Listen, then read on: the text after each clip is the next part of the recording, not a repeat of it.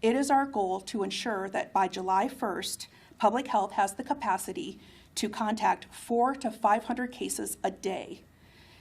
We will be doing this 7 days a week, and all close contacts will be directly contacted. As cases continue to increase, the plan we have built will allow us to have a structure that we can also expand upon and integrate additional staff as needed.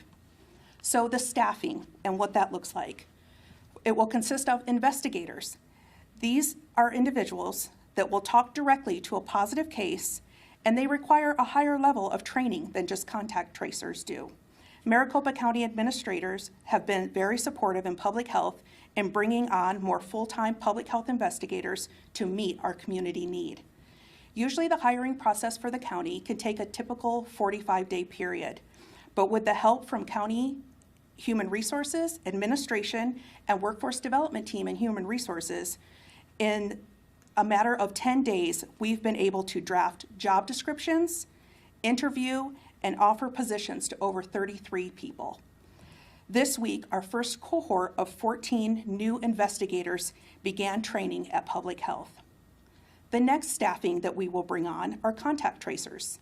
Contact tracers reach out to people whom positive cases have had contact with and are while infectious. Maricopa County has also partnered with Arizona 211, AZ 211, to oversee the contact tracing portion of our operation. AZ 211 will hire staff who, in conjunction with public health staff, will reach out to all contacts of COVID-19 positive cases. In addition, AZ 211 will provide social service support and referral to COVID positive cases and their contacts. We also will have medical support. Often, public health receives calls about COVID-19 medical questions coming in from the community. We have an ongoing contract with Banner Poison and Drug Information Center to assist us with this medical surge. In addition, we've expanded their contract to help support the scope of AZ 211 with technical support should case contacts have questions that they cannot answer. Next is the training of these individuals. So case investigation training requires a fair amount of training. It's important for public health to make sure that these individuals are trained so that when they reach out to a positive case, they understand several things. The first is that patient confidentiality is so important so that individuals feel safe sharing their information with public health.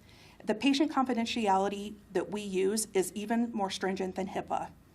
They also need to learn proper investigating skills, such as how to remain calm when an individual they are working with is under a lot of stress. They also need to learn knowledge of the disease and how it's spread so that they are able to answer questions from the case. They also learn the process for identifying who may be considered a contact and how to talk to household contacts and what guidelines are necessary for them. And finally, what occupations are high risk and when employers need to be contacted.